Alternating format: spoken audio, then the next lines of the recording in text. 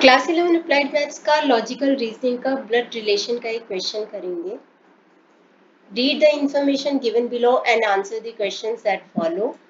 In a family of 6 members A B C D E F 6 members हैं।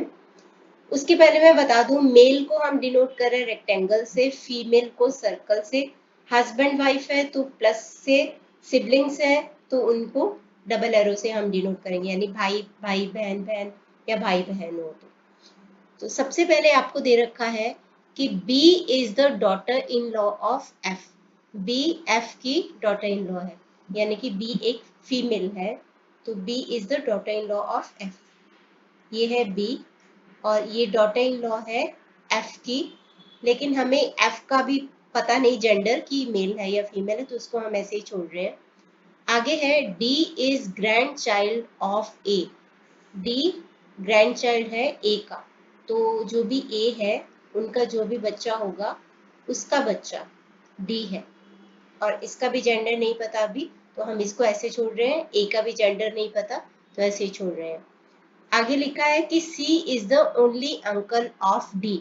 C जो है uncle है D का, यानी जो भी D के फादर या मदर होंगे उनका भाई होगा। भाई है तो हम इसको सिबलिंग्स के डबल एरो से ऐसे डिनोट करेंगे और यहाँ पे लिखेंगे C, क्योंकि D C का अंकल है। A has 2 children F and C, one male and one female।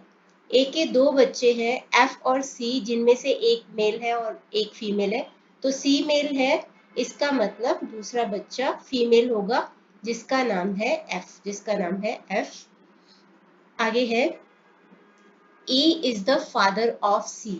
E C के फादर है, यानी कि C के फादर E है तो मेल होंगे, यानी कि रेक्टेंगल से इसको डिनोट करेंगे। इसका मतलब C की मदर होंगी A, तो A और E आपस में हस्बैंड वाइफ है और उनके बच्चे हैं C और F। अच्छा, ये जो F और B है इसको भी मैं यहाँ पे लेके आती हूँ। यहाँ पे लिखा था कि B is the daughter in law of F, तो F का बच्चा है D, यानी कि उनका बेटा होगा D, और जो B है उनकी वाइफ है D की।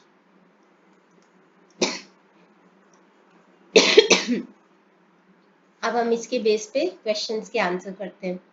Who is the mother in law of B? Who is the mother in law of B? B की मदर इन लॉ कौन होंगी? ये B के हस्बैंड है D, D के फादर है, D की मदर है F, D की मदर है F, तो इसका मतलब B की मदर इन लॉ होंगी F, तो पहले क्वेश्चन का आंसर है F। Second, who is the grandfather of D? D के मदर के फादर यानी कि E D के ग्रैंड फादर होंगे, तो यहाँ पे आएगा E। आगे है how D is related to F। D कैसे F से रिलेटेड है?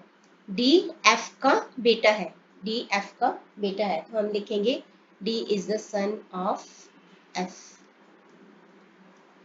How B is related to D? B is related to D, ये हस्बैंड वाइफ है, तो B is the wife of D। If a girl G is married into the family, then what will be the relationship between G and E?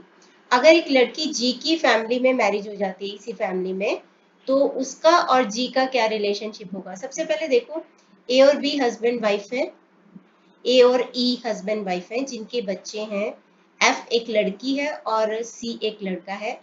F already उनकी marriage हो चुकी है क्योंकि उनके बच्चे हैं D और B, तो बचा कौन? अनमैरिड C, तो C की वाइफ होगी G, C की वाइफ होगी G। अब लिखा है कि if a girl G is married into the family, what will be the relationship between G and E? तो G और E का रिलेशन, यानी कि G के हस्बैंड है C के फादर है E, तो इसका मतलब E G के फादर इन लॉ होंगे, या फिर बोलो कि G E की डॉटर इन लॉ होंगी, तो G will be daughter in law of E।